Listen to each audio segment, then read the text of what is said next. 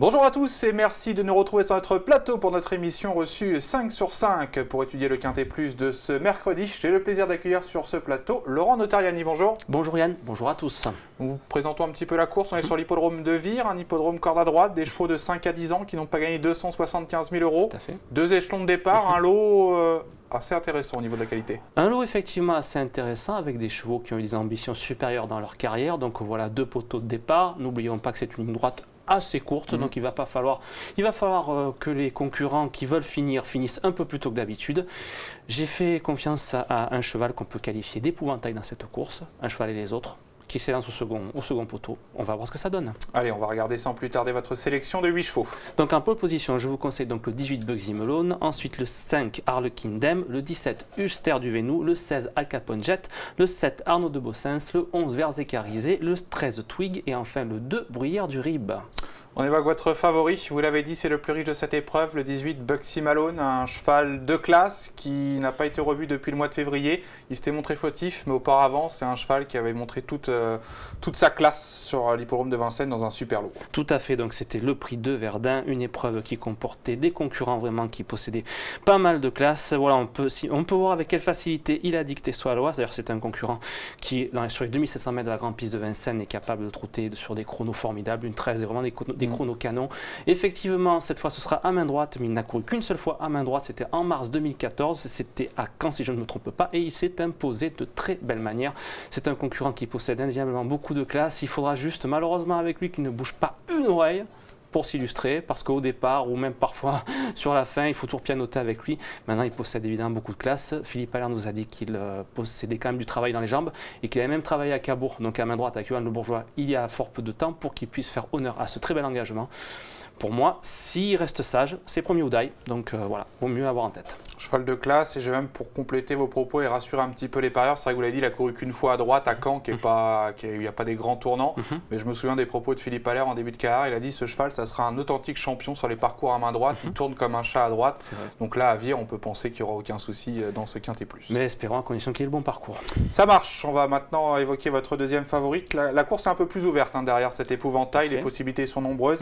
Vous avez fait confiance à Harlequin Dem qui aura l'avantage de partir en tête. On a senti une jument qui a franchi un petit palier ces derniers temps depuis qu'elle est pieds nus. Ben effectivement, elle a franchi un palier la dernière fois, donc c'était aussi à Caen. Elle rendait 25 mètres, elle a très bien tenu sa partie et elle a en profité pour améliorer son record de vitesse. Donc ça prouve qu'elle est de nouveau pas mal en forme. C'est une concurrente qui fait bien à main droite puisqu'elle l'a bien fait à Amiens, elle a bien fait à Caen.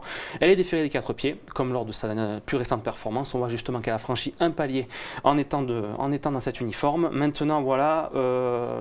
Ils ont fait l'impasse pratiquement tout l'hiver pour pouvoir lui donner justement suffisamment de fraîcheur pour l'été et c'est sa meilleure saison. Donc je pense qu'elle va continuer à bien faire au premier échelon. Je pense que c'est une priorité. Oui, une jument sérieuse. Bref, c'est vrai que Bugsy Malone, on sait que lui peut faire une petite faute. Elle va peut-être pas gagner, mais c'est une jument qu'on peut peut-être conseiller de prendre en base aux gens qui nous regardent parce que c'est vrai qu'on ne peut pas lui reprocher grand-chose, elle n'est pas fautive en plus. Elle est plutôt constante, c'est vrai. À garder sur tous les tickets. On va maintenant évoquer votre troisième choix, c'est Ulster de Vénou, portera ici le numéro...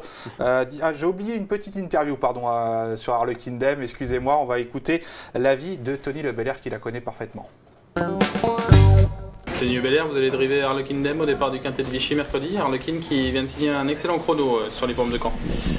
Ouais, c'est exact, 12,5 à 25 mètres, c'était pas facile, mais elle s'est très très bien comportée. Puis la jument, on a l'impression qu'elle est sur la montante.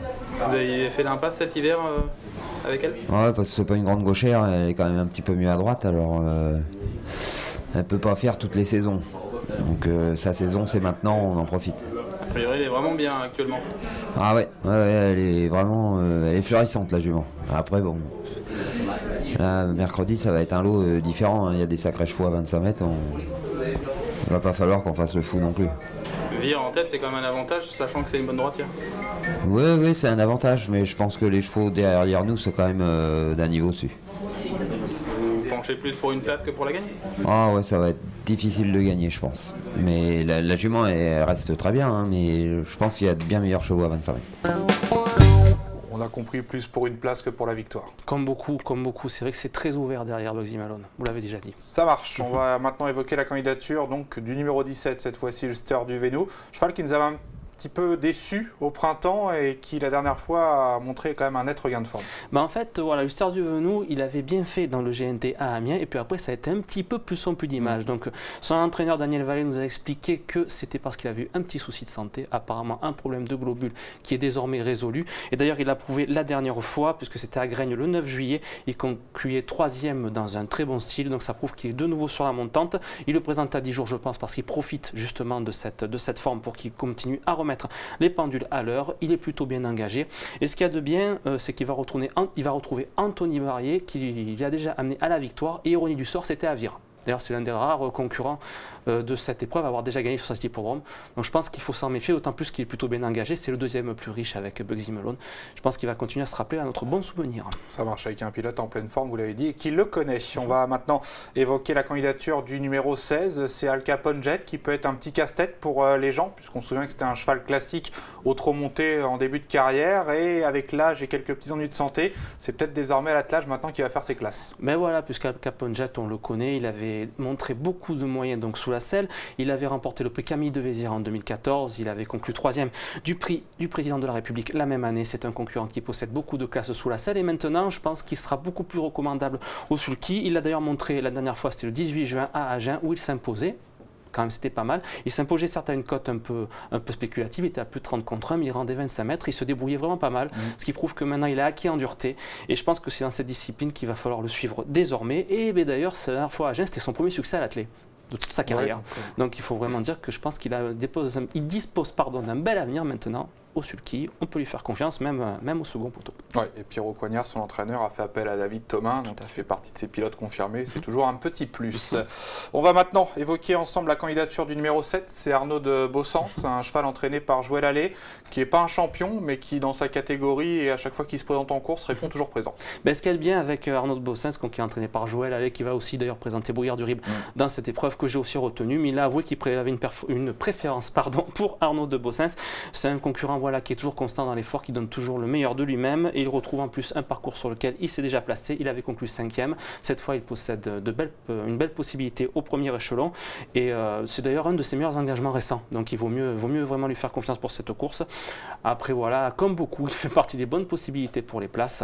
Après on verra, il faut voir le déroulement de course. C'est un concurrent qu'il faut cacher au maximum pour qu'il réserve sa pointe de vitesse. La dernière fois d'ailleurs à Lisieux, s'il était sorti plus tôt, je pense qu'il aurait pu concourir pour la victoire. Il a fini que 3e.